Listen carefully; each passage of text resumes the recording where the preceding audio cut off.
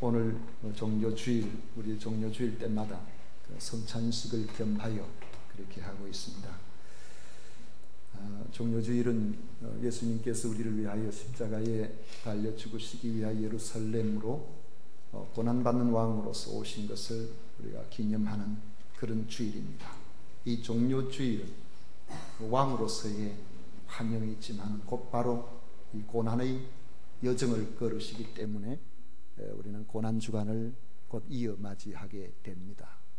이 종료주일과 고난주간을 통해서 부활을 향하여 나가는 우리에게 영원한 생명이 있음을 우리 모두가 함께 경험하고 축하하고 기쁨으로 함께 나눌 수 있는 그러한 귀한 절기가 되기를 소원합니다. 오늘 우리가 함께 읽은 말씀을 가지고 성찬에 임하는 자세라는 제목으로 같이 말씀을 나누고자 합니다. 낯선 사람 혹은 어려운 사람과 식사를 하게 되는 경우가 있습니다. 여러분, 그럴 경우 많이 불편하죠. 음식을 먹을 때 자칫하면 체하는 수가 있습니다. 음식 맛이 어떤지 분간 안 갈 때가 있습니다. 그래서 식사는 부담 없는 사람들끼리 하는 것이 좋다고 합니다. 가장 부담을 안 느끼는 사람, 바로 가족들이죠. 식구라 그렇게 합니다. 식구, 구자는 입구자를 사용합니다. 밥을 같이 먹는 사이라는 것이죠. 한 집에 함께 살면서 음식을 같이 먹는 이러한 사람을 식구라는데, 이 식구의 개념을 우리는 조금 확장시켜서 생각하기도 합니다. 주님을 믿는 공통점을 가진 교회 공동체도 그런 의미에서 한 식구입니다. 한 주일에 한 번이지만 주방에서 정성껏 준비한 그 음식을 우리 감사한 마음으로 함께 나누어 먹는 것은 매우 의미 있는 일입니다. 우리가 한 식구라는 뜻을 새길 수가 있습니다. 함께 음식을 나누면서 서로 대화하고 있었던 이야기도 나누어 보고, 그렇게 하면서 가족 의식이 더욱 돈독해지는 것입니다. 예수님께서 나사로의 가정을 방문하실 때마다 마르다가 정성껏 준비한 식사를 나누셨는데 그 모습은 참 아름답습니다. 주님이 그 가정을 얼마나 사랑하시고 그 가정과 얼마나 친밀한 관계를 맺으셨는지, 나사로가 죽었을 때에 예수님의 모습을 보고 주변 사람들이 예수님이 그를 얼마나 사랑하셨는가 하는 것을 증언할 정도였습니다. 우리 주님은 십자가를 지시기 전에 제자들과 함께 만찬 시간을 가지셨습니다. 바로 전날 밤이죠. 누가복음에 의하면 만찬을 나눈 후에 성찬을 제정하신 것으로 나와 있습니다. 초대교회는 이런 전통을 따라서 모여서 예배를 드린 후에는 식사를 함께하면서 같은 주님을 섬기는 그리스도인으로서의 교제를 나누었습니다.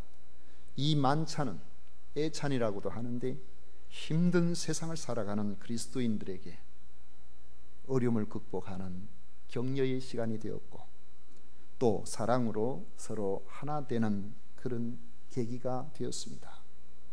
그런데 오늘 읽은 말씀을 보면 고린도 교회 공동체는 이런 전통을 형식적으로는 받아들였는데 그 정신은 받지 못한 것으로 보입니다. 함께 음식을 나누어 먹으면 없던 정도 새록새록 생겨나야 하는데 그 자리가 상처받는 자리가 되었다는 것입니다. 바울사도는 17절에서 말합니다. 내가 명하는 이 일에 너희를 칭찬하지 아니하나니 이는 너희의 모임이 유익이 못되고 도리어 해로움이라. 해로움의 근거는 18절에서 이렇게 말합니다. 먼저 너희가 교회에 모일 때에 너희 중에 분쟁이 있다 함을 듣고 어느 정도 믿거니와 음식 나누어 먹는 이 일로 성도 간에 분쟁이 생겼다고 말씀하고 있습니다. 만찬이 하나됨을 가져와야 되는데 그 만찬이 오히려 분쟁거리가 되었다는 뜻이죠. 그런데 사도는 차라리 만찬 때문에 분쟁이 되어서 여러 사람들에게 알려지게 된 것이 오히려 잘된 일이라고 말합니다. 19절에 보면 너희 중에 파당이 있어야 너희 중에 옳다 인정함을 받은 자들이 나타나게 되리라. 분쟁이 있기 전에는 불만이 있어도 내부적으로 그냥 잠겨 있었는데 그러한 문제가 터지니까 수면 위로 올라와서 많은 사람들이 알게 되고 이 만찬을 어떻게 시행해야 바로 되는가에 대해서 이렇게 강력하게 서로 이야기 나눈 이런 부분들에 있어서 바른 주장을 하는 사람들의 그 옳음이 드러나게 되었다는 것입니다. 도대체 당시 만찬이 어떻게 진행되었기에 이런 이야기들이 있게 되었을까요? 당시에는 요즘처럼 예배당에서 음식을 준비할 형편이 되지를 못했습니다. 그래서 사람들은 각각 집에서 자기 형편에 맞게 음식을 준비해서 교회 공동체로 가지고 왔습니다. 우리 교회도 약 10년 다 돼갑니다만은 그때는 처음에 이 교회의 아래층에 저 구석에 VIP룸하고 또 그 옆에 비전룸하고 그쪽에 사택이 있었습니다. 그 사택에서 예배 마치고 나면은 음식 해가지고 그렇게 같이 나누어 먹었어요. 그런데 식구들이 조금씩 늘어나니까 그 사택에서 좁아가지고 음식하는 것도 어렵고 그릇 씻는 것도 수돗물이 많이 안 나와서 그릇 씻는 것도 어렵고 이래가지고 조금 키우다가 또 그래 안 돼가지고 식당 옆에 또 지었다가 또 안 돼가지고 여러 해가 더우면서 이렇게 리모델링 새로 해서 이 좁은 공간을 좀 제대로 활용해 보려고 이제는 교회에서 식사 전체 모든 성도님들이 같이 할 수 있도록 이렇게 되었습니다만은 이런 환경이 예전에는 어렵죠.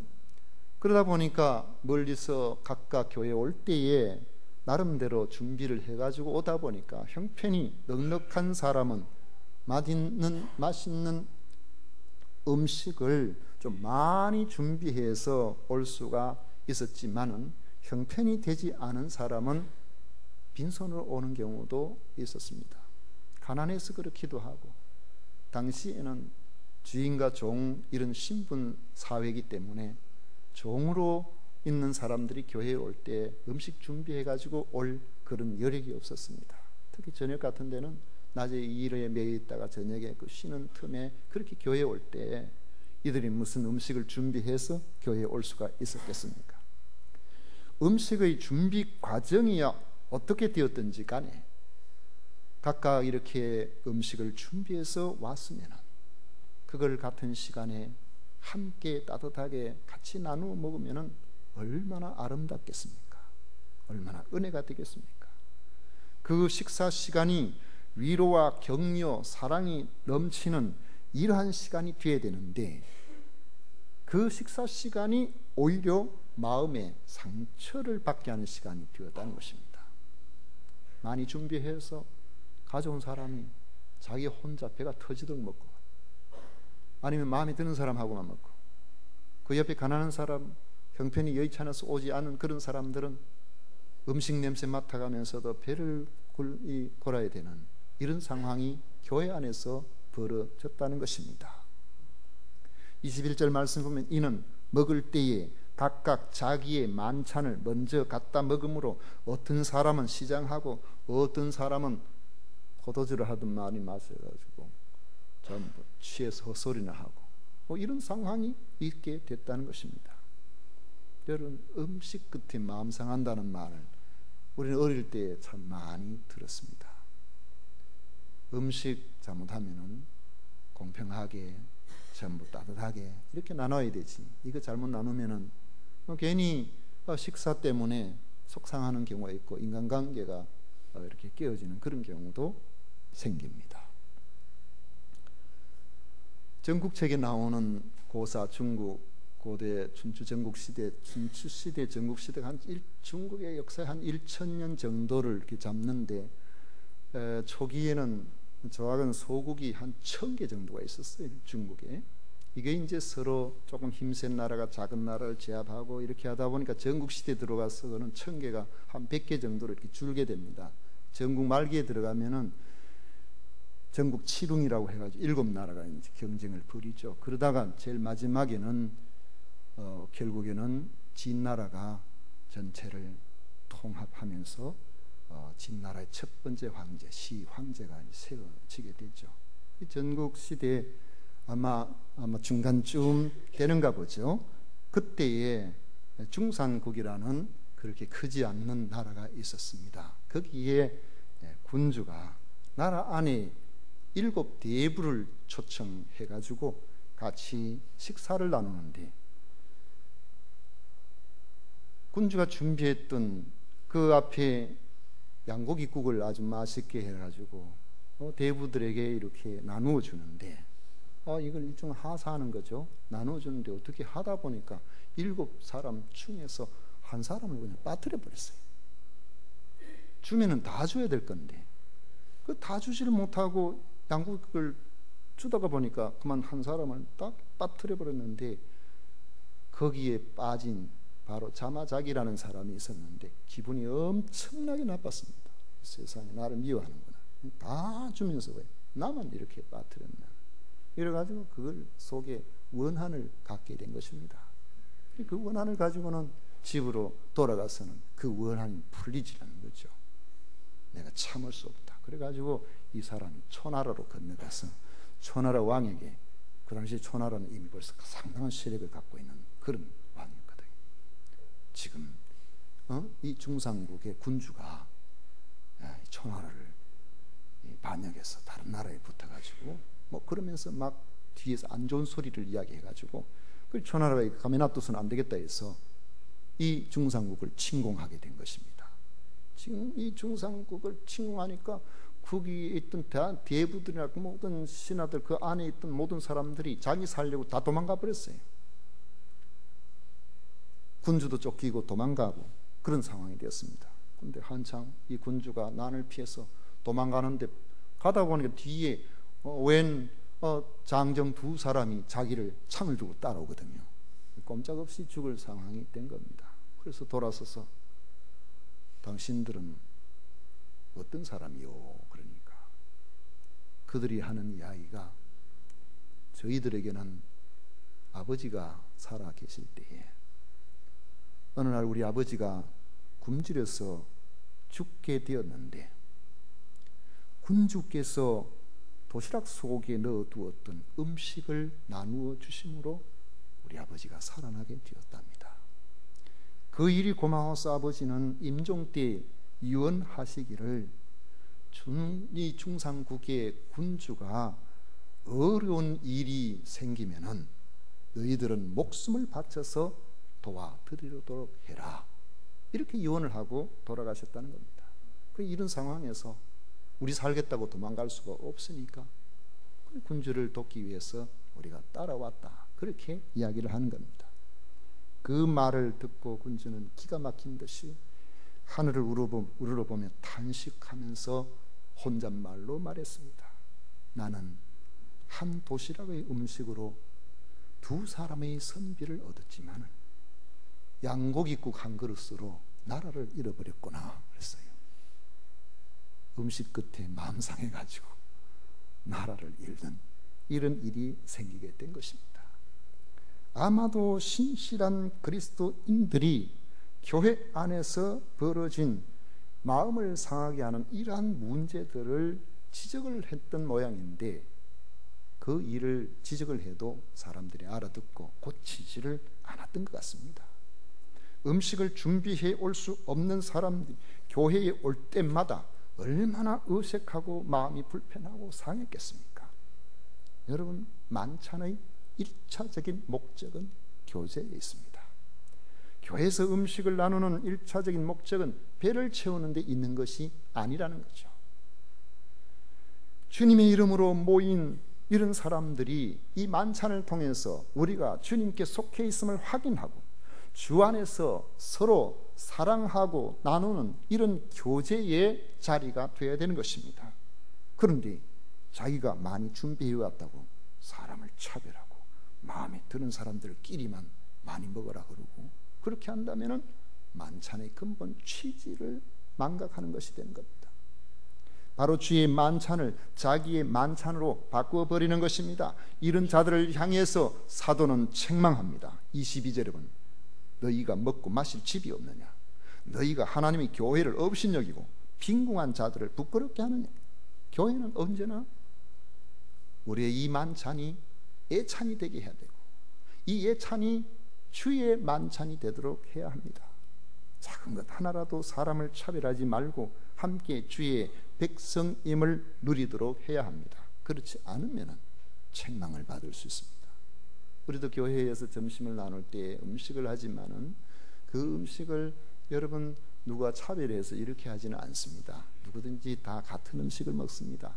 세 가족이 오면 이제 VIP 룸에서 같이 식사를 합니다만 거기도 장소만 그렇지 음식이 특별하지는 않습니다. 세 가족 VIP 룸에 혹시 어떤 사람들이 가 있든지 제가 있든지 하는 것은 세 가족들이 있을 때든지 아니면은 갈 데가 없어가지고, 우리 교회 식구들 사람 이 공간은 좁은데 밥 먹는 분들은 많으니까 갈 데가 없어가지고 그 자리 비었을 때 혹 가는 것이지 뭐 차별해서 누가 오가고 하는 그런 건 아니거든요. 제가 이런 말씀을 드리면서 기억난 김에 하나 말씀을 드립니다만은, 특별히 여러분 줄 서서 우리가 밥 타서 먹기가 힘들지 않습니까? 그런데 그 중에 더 힘든 분이 있어요. 애기 데리고 있는 분들이 힘들어요. 애기 놔두고 또 줄 서가지고 밥 타오고 이래 하면 참 힘들거든요. 그러니까 애기 있는 분들이 오면은 119 같이 좀 튀어주고 앞자리에서 그렇게 밥 타서 빨리 애기 있는 쪽으로 빨리 갈 수 있도록 여러분들 배려를 좀 하시고, 옆에 누가 끼어드는 그런 사람이 있거든. 저기 애기 있는 모양이구나. 혹시 남자가 끼어들거든. 요즘 희한한 일도 다 있네. 남자도 애기 낳는구나. 애기 혼자 데려올 수 있잖아요. 볼 수 있잖아요. 그러니까 남자분이 좀 양해를 구해도 여러분들 이해하시고, 애기 있는 분들은 좀 양보를 좀 해주시면 참 좋겠다 싶어요. 우리 연세 드신 분, 어르신들은 교회에서 미리 따로 한쪽에 준비를 그렇게 하기도 합니다만, 이 만찬은 교제가 돼야 돼요. 서로 사랑하고 섬기는 은혜의 자리가 되어야 됩니다. 예수님은 제자들과 만찬을 나눈 후에 성찬 예식을 제정하셨습니다. 바울 사도는 고린도 교회 성도들에게 이 성찬에 대해서 상기를 시키는데, 성찬은 주님이 직접 제정하신 예식이라는 것입니다. 이 성찬의 내용은 떡과 포도주로 우리의 구원을 위한 주님의 그 십자가 희생을 기념하는 것입니다. 떡은 주님의 몸을 의미하고 잔은 주님의 흘리신 피를 뜻한다면, 곧 주님의 떡과 잔에 참여한다는 것은 주님과 내가 하나다, 한 몸이다, 그걸 의미하는 것이죠.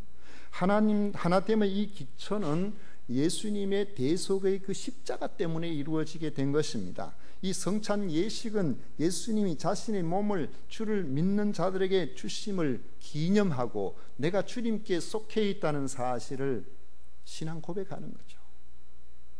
그러므로 성찬 이 시행은 우리 마음대로 하고 싶으면 하고 말고 싶으면 말고 이렇게 하면 안 됩니다. 주님의 명령이기 때문에 주님을 믿는 사람은 마땅히 참여하여 바로 이 복음을 주님 다시 오시는 그날까지 전해야 합니다. 26절에 보십시오. 너희가 이 떡을 먹으며 이 잔을 마실 때마다 주의 죽으심을 그가 오실 때까지 전하는 것이니라. 성찬은 나를 구원하기 위하여 대신 죽으신 주님의 십자가 죽으심을 지속적으로 기억하기 위한 예식입니다. 더욱이 성찬은 개인적인 신앙 고백의 차원을 넘어섭니다. 26절 끝에 전한다는 말은 선포한다는 뜻입니다. 공공연하게 다른 사람에게 주님이 십자가에 지신 그 뜻을 전하는 그런 행위가 되는 것입니다. 내가 주님께 속해 있다는 것을 이 성찬에 참여함으로 많은 사람들에게 공포하는 그러한 시간이 되는 것입니다. 참 중요한 예식이 아닙니까? 그러므로 이 성찬을 시행할 때는 우리가 주의를 기울여야 됩니다. 성찬의 의미를 모르면은 이거 성찬을 우리가 제대로 감당하기 어려워요.